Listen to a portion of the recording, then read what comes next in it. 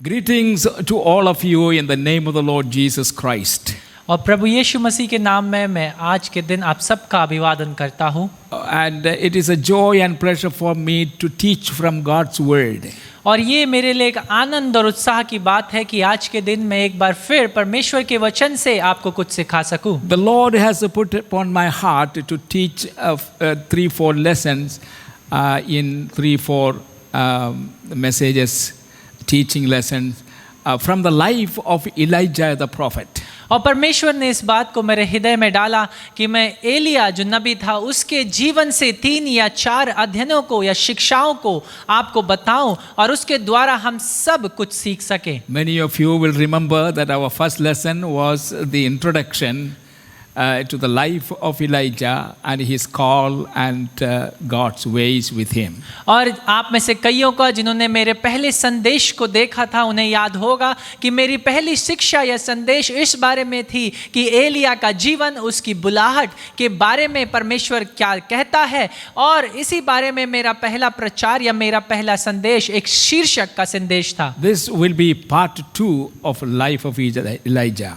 और इसलिए ये एलाइजा के जीवन का भाग 2 होगा जिसके बारे में हम बात करेंगे। For which I request you to turn in your Bible to 1 Kings chapter 17 and we shall read from verse 1 through 7. और इसके लिए मैं चाहता हूं और आप सबसे अनुरोध करूंगा कि आप अपनी बाइबलों या वचन में पहला राजाओं की पुस्तक उसके 17वें अध्याय को खोलें। I will not read it in English, but it will be read in Hindi by Pastor Mahendra. और पहला राजाओं की पुस्तक उसका 17वां अध्याय पहले वचन से लेकर के 7वें वचन तक। तिबिशी एलिया जो गिलियाद के परदेसियों में से था, उसने अहाब से कहा, इज़राइल का परमेश्वर यहोवा जिसके सम्मुख मैं उपस्थित रहता हूँ, उसके जीवन की शपथ इन वर्षों में मेरे बिना कहे ना तो मेंह बरसेगा और ना ओस पड़ेगी। तब यहोवा का ये वचन उसके पास पहुँचा, यहाँ से चलकर पूर्व की ओर जा और किरत नामक नाले में जो यर्दन के पूर्व में छिप जा। उसी नाले का पानी तू पिया कर, और मैंने कौवों को आज्ञा दी है कि वे तुझे वहाँ खिलाएंगे। यहोवा का ये वचन मानकर वह यर्दन के पूर्व में किरत नामक नाले में जाकर छिपा रहा, और सवेरे और सांझ कौवे उसके पास रोटी और मांस लाया करते थे, और वह नाले का पानी पिया करता था। कुछ दिनों के बाद उस देश में वर्षा ना होने के कारण नाला सूख गया।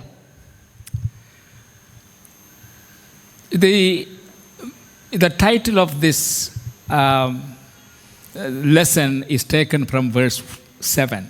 और आज के दिन की शिक्षा या संदेश का जो शीर्षक है उसे 7वें वचन से लिया गया है, which is the brook dried up. जो कि है कि नाला सूख गया। A dried up brook. और या कहें दूसरे शब्दों में एक सूखा हुआ नाला। Now I want you to imagine this scene. और मैं चाहता हूं कि इस दृश्य को आप अपने दिमाग में सोचें। This scene is taken from our everyday life of our modern people. और हमारी तकनीकी जीवन जो आज का नया जीवन है, उसी जीवन से अगर हम ले करके इसे सोचें, ये दृश्य भी हमारे जीवनों में से एक दृश्य है। What it actually means and how a dried up brook affect all of us. और इसका क्या मतलब है कि एक सूखा हुआ नाला क्या होता है, और कैसे एक सूखा हुआ नाला हम सब के लिए एक यत्न का कारण बन जाता है। Right in the middle of a very promising career, things began to change. और एलिया का जीवन जो बहुत सफलता, Not Elia, any of us. और जैसा कि मैं बताना चाहूँगा, हम में से कई सफलता के जीवन में आगे बढ़ते चले जाते हैं, लेकिन अचानक से कुछ रुकावटें आती हैं। Imagine this. और इस बारे में आप सोचें, It could be you. और हो सकता है आप भी उनमें से एक हैं। Money got tight. और हो सकता है आपकी आर्थिक स्थिति बहुत मुश्किल पड़ गई। Your best friends moved away. और आपके सबसे सच्चे मित्र आपको छोड़कर चले गए। And the future looks bleak, and that's when we say, my brook is dried. और वो जो भविष्य है वो अंधेरे में या अंधकार में दिखता है, और तब एक ऐसा समय आ जाता है जब हम कहते हैं कि हाँ, मेरा जीवन भी सूख गया या मेरे जीवन का सोता सूख गया। Or your job has taken you into another location. या हो सकता है आपका कार्य आपको किसी दूसरी जगह पर लेकर के गया, And for some reason, you have to leave the church that has been home for many years. और किसी कारणवश आपको उस कलीसिया को छोड़कर जाना पड़ा जो कि आपके लिए एक घर के समान था कई सालों तक। And you are missing now the wonderful worship and the music you once enjoyed is only a memory. और अब आप उस अद्भुत आराधना और उस वचन को याद करते हैं जो एक बार आपके जीवन का भाग था। And the pulpit ministry now is weak. और जो अब वचन की सेवकाई है जो वेदी से की जाती है वो कमजोर है। And that's when you say, my brook is dried. और तब वो एक समय होता है जब हम कहते हैं कि मेरा नाला सूख गया। Nothing was wrong about your health. और कोई भी बात आपकी सेहत के बारे में गलत नहीं थी। Your health.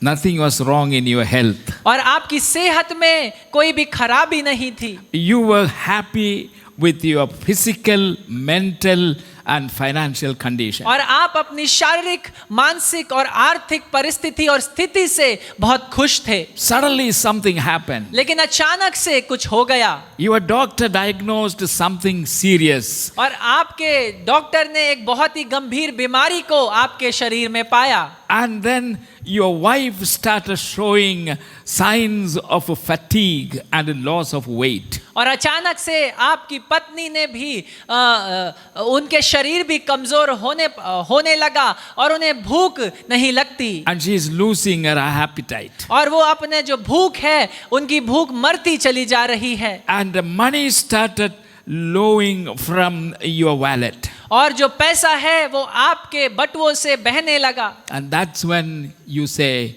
my brooks is dried. और तब वो एक ऐसी परिस्थिति या समय होगा जब आप कहेंगे कि मेरा सोता सूख गया। Or suddenly your business started crumbling. और या अचानक से आपका व्यवसाय गिरना शुरू हो गया। You are broke and then bankrupt. और अचानक से आपका व्यवसाय इतना गिर गया कि आप कंगालपन में चले गए। You throw your arms up in the air. और आप अपने हाथों को हवा में फैला करके कहते हैं। In despair and desperation you cry out, my brooks is dried. और तब आप चिल्लाकर दुख और निराशा में इस बात को कहते हैं कि मेरा सोता सूख गया। And my friends, that's what exactly happened to John Bunyan back in the 17th century. और मेरे मित्रों, ऐसा ही कुछ जॉन बनियन के साथ हुआ 17वीं सदी में।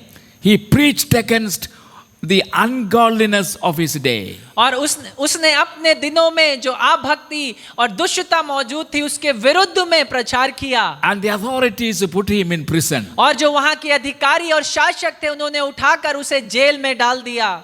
And his brook of opportunity and freedom dried up. और उसके मौकों का और आजादी का जो नाला था वो सूख गया। But in the case of Bunyan, लेकिन बनियन के परिस्थिति में, because he firmly believed that God was still alive and working, क्योंकि वो ये विश्वास करता था कि परमेश्वर जीवित है और अभी भी कार्यरत है, he turned that prison into a place of worship, praise and creativity. तो उसने अपने कारागार को एक ऐसा स्थान बना दिया जो परमेश्वर की आराधना, स्तुति और अनक अच्छी बातों का स्थान बन गया। And there in that loneliness and in that prison, और उस एकांत और कारागार में रहते हुए he wrote his Pilgrim's Progress, the most famous allegory in English language. और तब उन्होंने एक पुस्तक को लिखा, द पिलग्रिम प्रोग्रेस, जो कि बहुत ही प्रसिद्ध पुस्तकों में से एक पुस्तक है। And once it was second only to the Bible in sale and in popularity. और उसको कहा जाता था एक समय में कि ये पुस्तक उसी समान प्रसिद्ध और सम्मानित मानी जाती है जैसे कि बाइबल है। And even today, thousands and thousands of people are blessed and encouraged and strengthened by reading Pilgrim's Progress. और आज के दिन भी लाखों और हजारों लोग इस पुस्तक को पढ़कर उसकी कहानी से आशीषित हुए हैं। Now please listen to this. और कृपया करके इस बात को सुने। A dried up brooks in no way cancel out God's providential plans for you or for me. और कृपया इस बात को याद रखिए कि एक सूखा हुआ नाला इस बात को नहीं दर्शाता कि परमेश्वर हमारे लिए नहीं देगा या हमारे लिए बातों का इंतजाम नहीं करेगा। What lesson can we learn from this? और हम इस बात से कौन सी शिक्षा सीख सकते There हैं? are two lessons we can learn. दो शिक्षाओं को हम यहाँ से सीख सकते हैं। And those of you who are listening, और आप में से जो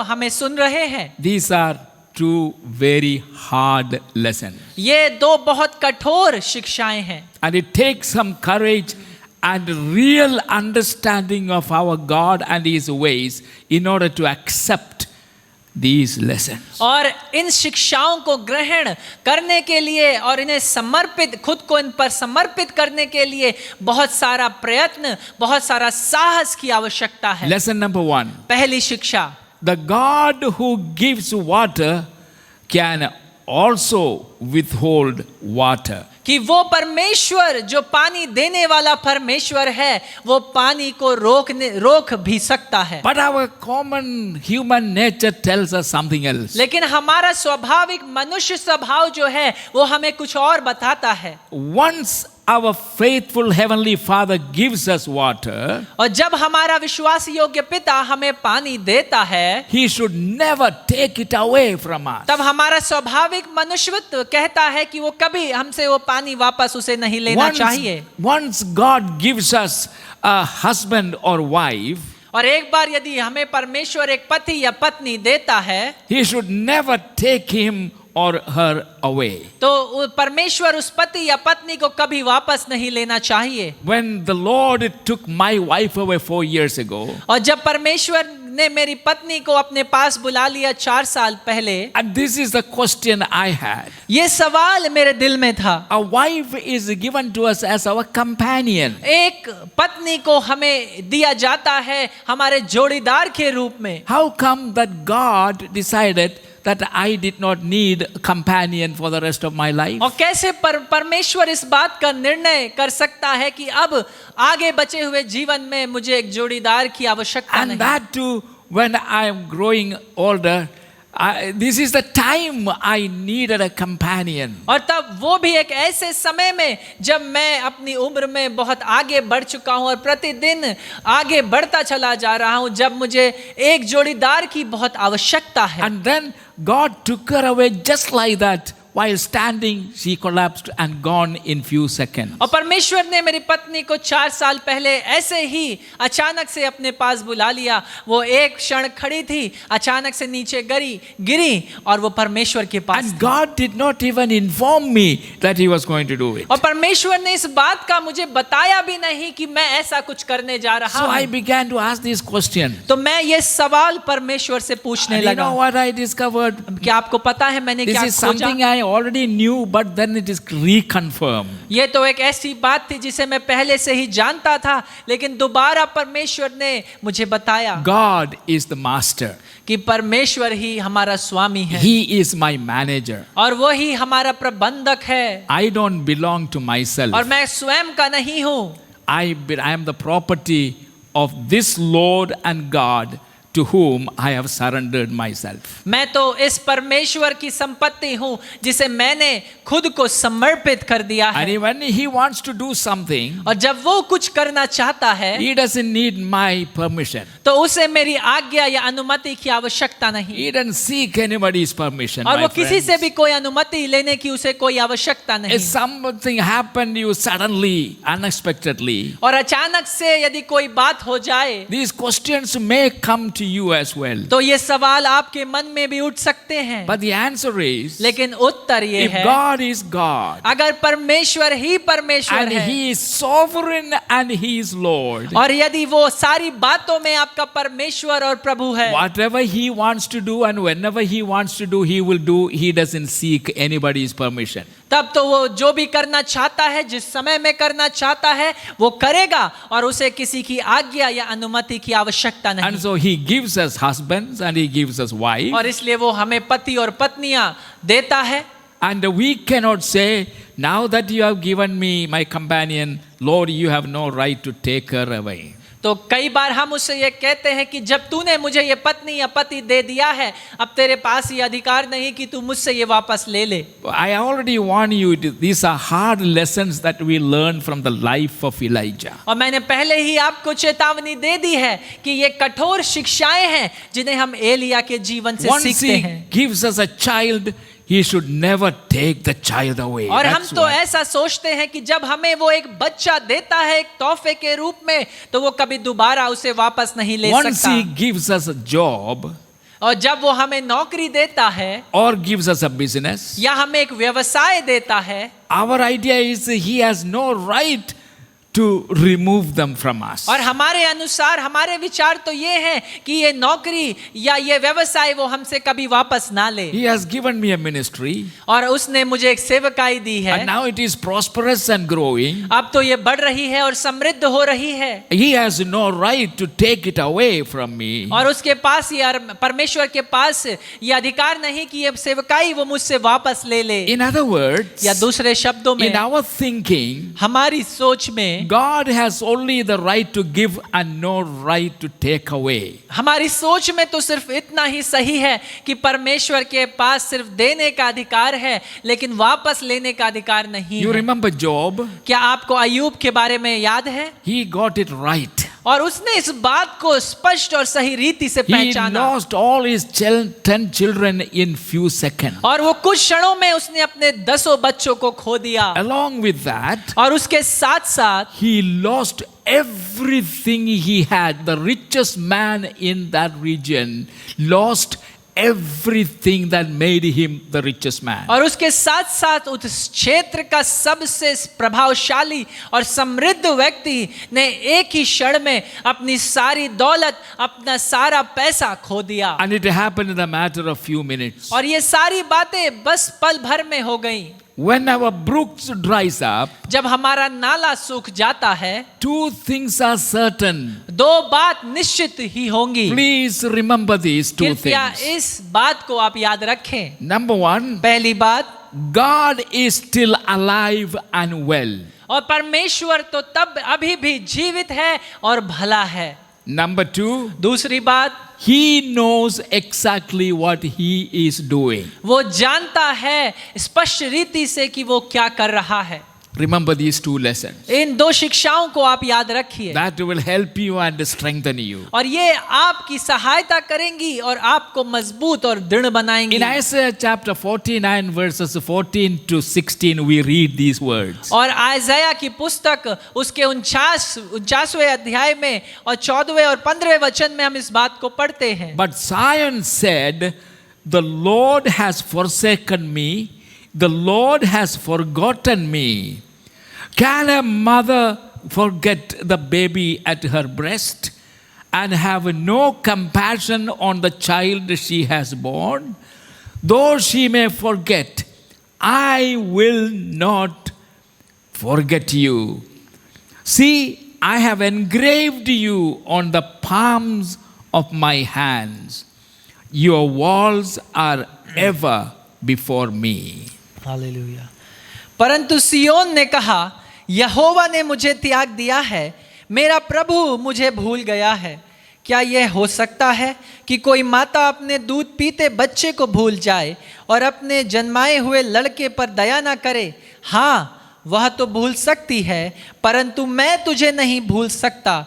देख, मैंने तेरे चित्र अपनी हथेलियों पर खोद कर बनाया है। तेरी शहरपनाह सदैव मेरी दृष्टि के सामने बनी रहती है। There are certain circumstances that cause us to to feel differently. और कई बार ऐसी परिस्थितियां आ जाती हैं जो हमें कुछ अलग सा महसूस करने पर मजबूर कर देती हैं। What you feel depends on what is or who is controlling you at that time. और आप कैसा महसूस करते हैं ये इस बात पर निर्भर रहता है कि कौन उस परिस्थिति का स्वामी है या कौन उस परिस्थिति को नियंत्रित कर रहा है। Who is in control when you feel God has forsaken me?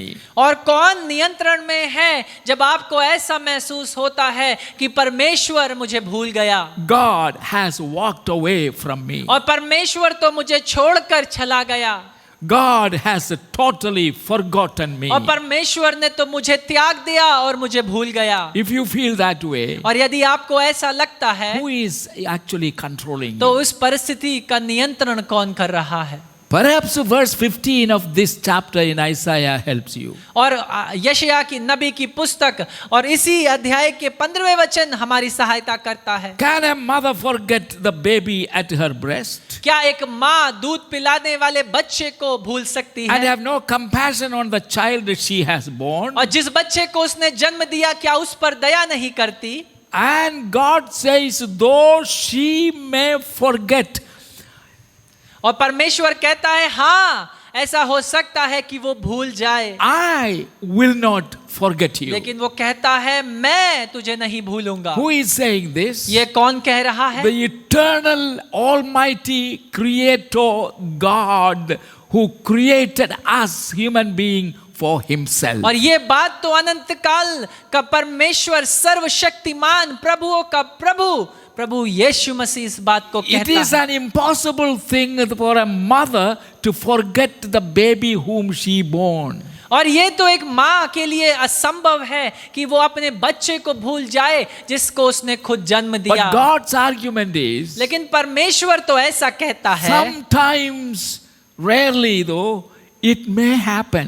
परमेश्वर कहता है हो सकता है बहुत ही कम बार, लेकिन ऐसा भी हो सकता है कि एक माँ अपने जन्म दिए हुए बच्चे And को my भूल जाए। friends, these days it happens very often. और मेरे मित्रों इन दिनों में ऐसा बहुत हो रहा है। I don't want to get into details of it. You और- know it. और मैं इन बातों में अंदर तक या गहरे रूप से नहीं जाना चाहता, But there- लेकिन आप जानते हैं But there is a God who created you and me. लेकिन एक परमेश्वर है जिसने आपको और मुझे बनाया। He says, even that impossible thing that a mother forgetting her own baby she born, God says, sometimes it may happen, even then I will not change.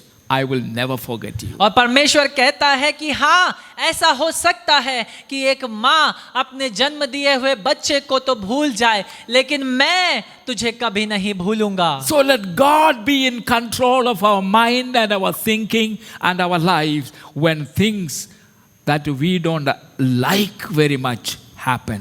तो होने दे परमेश्वर हमारे दिल, हमारे दिमाग और हमारे मनों के ऊपर नियंत्रण ले ऐसी परिस्थितियों में, खास रीति से जहां पर हमें कुछ समझ में नहीं आता या हमें पसंद नहीं। Your father and mother may forget you. और वचन बताता है तेरे माता पिता तुझे भूल जाएंगे, Your best friends may forget you. तेरे खास मित्र तुझे भूल जाएंगे। Sometimes it is possible your own children may forget और you. ऐसा भी संभव है कि कई बार तेरे बच्चे तुझे भूल But the जाएंगे, God who gave you life, लेकिन वो परमेश्वर जिसने आपको जीवन दिया, He says, I will never forget you. लेकिन वो तो कहता है कि मैं तुझे कभी नहीं भूलूंगा। Let the promise of God be in control of your thought. और होने दे परमेश्वर का ये वादा आपकी सोच का निर्धारित करे।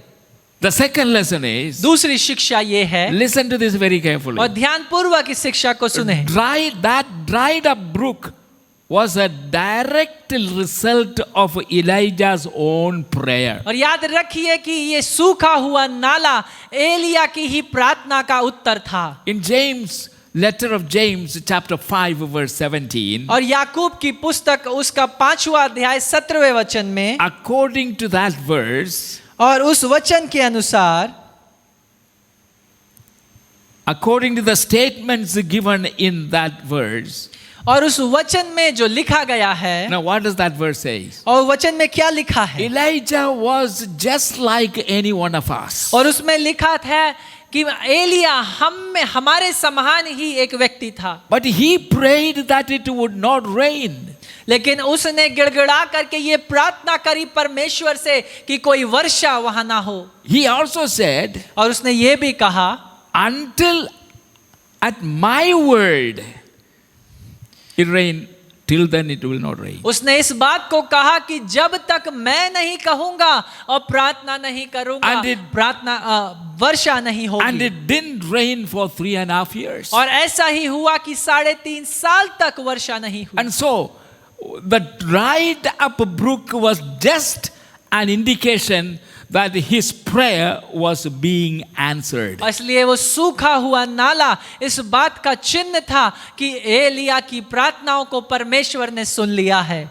Has it ever happened to you? क्या आपके साथ कभी ऐसा हुआ है? You pray for so many things in your spiritual upliftment. आप अपने आत्मिक जीवन की बढ़ोतरी के लिए कई सारी प्रार्थनाओं को करते हैं। Remember your prayer to be more godly. और याद करिए अपनी उन प्रार्थनाओं को जब आप और भक्ति से भर जाना चाहते हैं, To be a person after God's own और heart. एक ऐसे व्यक्ति बनना चाहते हैं जो परमेश्वर के हृदय के समान निकले। But then we add one small sentence along with it. लेकिन हम इन प्रार्थनाओं के साथ एक छोटे से वाक्य को और जोड़ देते हैं। So Lord, in the process of making me after a person after your own heart, don't let it hurt me. हम इस बात को कहते हैं, परमेश्वर जब तू मुझे अपने हृदय के समान एक व्यक्ति बनाएगा तो होने दे इस प्रक्रिया में मुझे कोई ठेस, कोई चोट या दुख ना पहुंचे। A small hurt is okay. एक छोटा सा दर्द तो ठीक है, But don't hurt me too much. लेकिन मुझे ज्यादा दुख मत पहुंचाना। And then we pray, make me a stable, long-suffering person. और तब हम ये भी प्रार्थना करते हैं कि परमेश्वर होने दे मैं एक ऐसा दास या एक ऐसा व्यक्ति बन जाऊं जो एक लंबे समय तक एक लंबी लड़ाई और दौड़ को दौड़ सके। But don't take away my comfort. लेकिन मेरे जो भलाई के काम हैं, जो अच्छाइयाँ हैं या जो सुख और समृद्धियाँ हैं, उनको मुझसे दूर मत करना। And then we pray, teach me faith and make me strong. और हम ये भी प्रार्थना करते हैं कि परमेश्वर मुझे विश्वास में बढ़ा और उस विश्वास के बारे में सिखा और मुझे दृढ़ और हियाव से भर दे। But in the process of making me, don't let me suffer, please. लेकिन इस प्रक्रिया में होने दे मैं कोई मुश्किल या परेशानी से ना निकलूं। Give me patience, Lord. अब परमेश्वर मुझे धीरज दे। But right now I need it. लेकिन मुझे अभी उस धीरज को चाहिए। That's what we pray. और ऐसी प्रार्थनाओं को हम करते हैं। No patience. कोई धीरज हमारे अंदर नहीं है। You need to know that long delays and wait is actually the result of your own prayer. और याद रखिए, आपको ये जानना और समझना जरूरी है कि लंबे समय तक इंतजार करना या धीरज को बनाए रखना किसी प्रार्थना के उत्तर के प्रति आपकी ही किसी एक प्रार्थना का परमेश्वर की ओर से जवाब है। That suffering is the result of your prayer for more faith. और वो दुख जो आप उठाते हैं या सताव जो आप उठाते हैं वो आपकी प्रार्थना का उत्तर है जो आपने परमेश्वर से की थी कि परमेश्वर मुझे विश्वास में बढ़ा। That hurt is the answer to your prayer to be more godly. और वो जो दुख और दर्द और ठेस आपको पहुंचती है वो उस प्रार्थना का उत्तर है, और इसलिए पहुंचती है जब आपने परमेश्वर से कहा, परमेश्वर मुझे और भक्ति से भर दे, And to be a man after God's own heart. और परमेश्वर मुझे अपने हृदय के समान बना। That unanswered prayer is the result of your desire to be patient. और वो जो प्रार्थना जिसका उत्तर नहीं दिया जाता वो इसलिए है क्योंकि परमेश्वर चाहता है कि आपके अंदर वो धीरज उत्पन्न हो। Even when we pray for patience, we have no patience to wait. और यहाँ तक कि जब हम बीमारों के लिए भी प्रार्थना करते या धीरज के लिए जब हम प्रार्थना करते हैं, Even when we pray for patience, यहाँ तक कि जब हम धीरज के लिए प्रार्थना करते हैं तो वो धीरज भी हमारे अंदर नहीं है। And that unanswered prayer is the result of your desire to be patient. Never forget that. और याद रखिए, वो जो प्रार्थना का उत्तर या जवाब आपको नहीं मिलता, वो आपकी उसी प्रार्थना का उत्तर है जब आपने परमेश्वर से कहा था, परमेश्वर मुझे धीरज दे।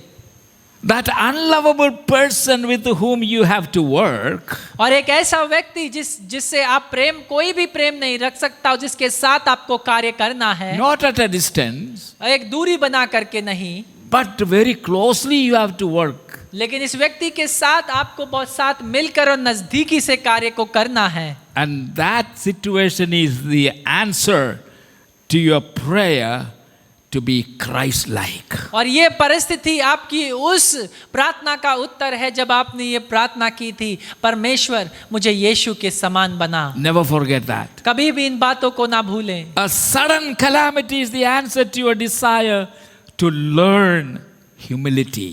और एक अचानक से कोई भी परेशानी या मुश्किल या रुकावट जब आती है, ये उस प्रार्थना का उत्तर है जब आपने परमेश्वर से कहा, परमेश्वर मुझे दीन बना। But listen to this. लेकिन इस बात को सुने, God never dries up your brooks without opening and preparing another source of provision and safety for your life. और कृपया इस बात को ध्यान से सुने कि परमेश्वर कभी भी आपके वर्तमान के नाले को तब तक नहीं सुखाता जब तक वो किसी दूसरे स्रोत का इंतजाम ना कर दे। Remember this. कृपया इस बात को याद रखिए। And sometimes we ask all these questions and express our doubts and fears simply because we have not understood our God. और कई बार हम ऐसे सवालों को पूछते हैं और हमारे दिल और मन संदेह से भर जाते हैं क्योंकि हमने सही रीति से परमेश्वर पर भरोसा और विश्वास नहीं रखा।